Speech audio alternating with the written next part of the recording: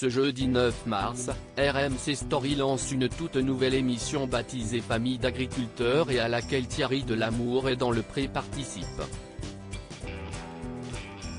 En exclusivité pour Télé Loisirs, il s'est confié sur ses difficultés financières.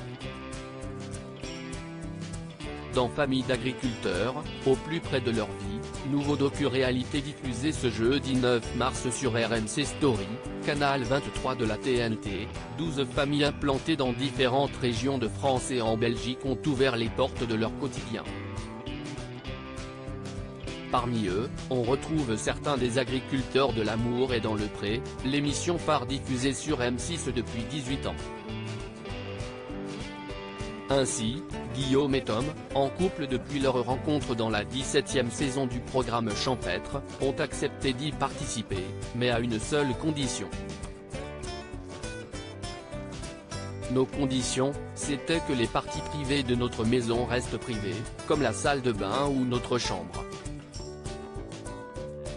Nous filmer à l'extérieur, cela ne nous posait pas de problème, mais on a donc bien dit aux équipes, vous ne nous aurez pas à la sortie de la douche, a confié Guillaume à Télé Loisirs lors de la conférence de presse de l'émission.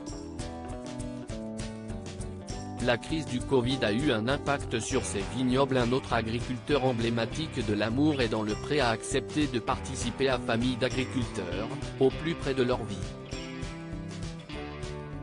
Il s'agit de Thierry, qui a participé 2 fois à l'émission, une première fois en 2015 et la seconde, la saison dernière, avec ses 2 prétendantes, Renée et Sylviane.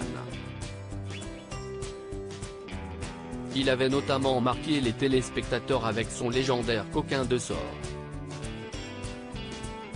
Lors de la conférence de presse du nouveau docu-réalité, l'agriculteur s'est confié sur ses difficultés financières.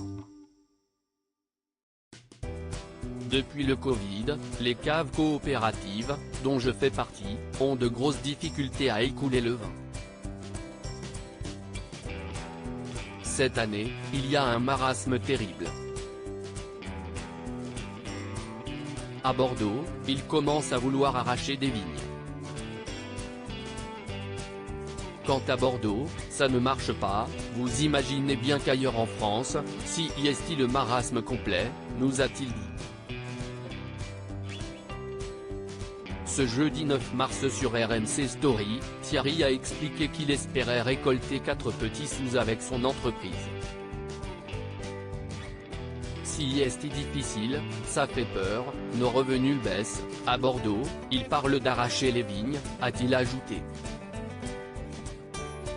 Des nouvelles sur sa vie sentimentale, est-il toujours célibataire? Face à cette situation, Thierry a dû prendre une décision radicale.